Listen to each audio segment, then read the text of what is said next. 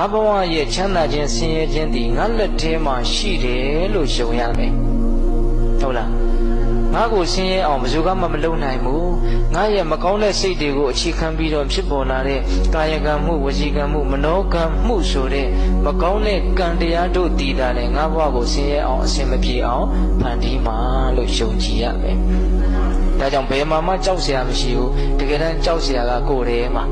မကောင်းတဲ့စိတ်ကိုအခြေခံပြီးတော့ဖြစ်ပေါ်လာတဲ့ကံ၃ပါးဒီလောကမှာကြောက်စရာအကောင်းဆုံးပဲကိုယ့်အတွက်ဟုတ်ရဲ့လားအဲ့ဒါလိုပဲသူ့အတွက်လည်းပဲသူ့ရဲ့မကောင်းတဲ့ကံတွေကကြောက်စရာတွေပေါ့နော်အဲ့ဒါလိုပဲ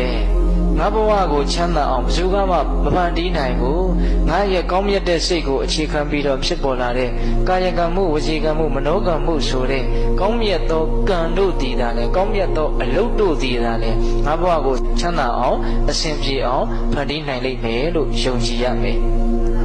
နော်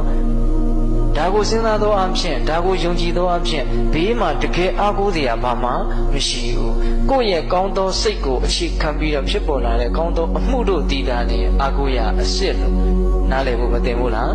သိတယ်နော်ဒါကြောင့်တရားဓမ္မတို့ဦးဇင်းတို့မှာလေကောင်းခြင်းဆိုခြင်းချမ်းသာခြင်းဆင်းရဲခြင်းကိုဖန်တီးနိုင်တဲ့စွမ်းအင်တတ္တိတွေအပြည့်ရှိနေတယ်ဟုတ်ရဲ့လား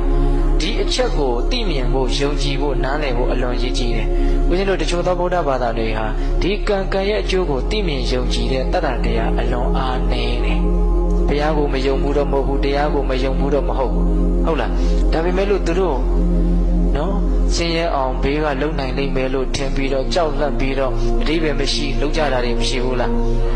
ချမ်းသာဒုက္ခတွေကိုဘေးကနေပေးလိမ့်မယ်ရလိမ့်နိုးနဲ့နောက်အထင်တွေမှားပြီးတော့အာကိုမှားကြတာတွေအတိပ္ပယ်မရှိတာတွေလုံကြတာတွေမရှိဘူးလားရှိတယ်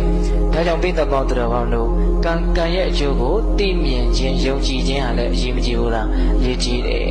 နော်အဲ့ဒါလို့ဖရာတရားတန်ခါရဲ့ဂုဏ်နဲ့တကွကံရဲ့အကျိုးကိုယုံကြည်ခြင်းကိုဘာလို့ခေါ်မလဲတရား